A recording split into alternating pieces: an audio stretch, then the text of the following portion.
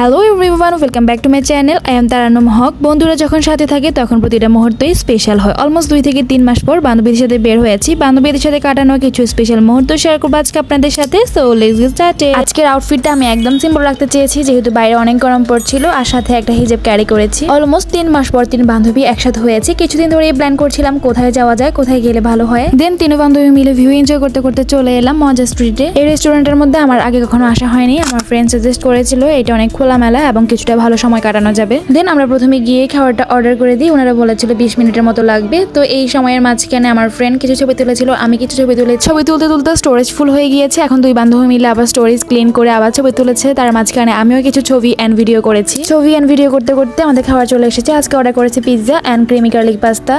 একটু ভিডিও করতে গিয়েছিলাম, আর দেখেন আমার সাথে কি হয়।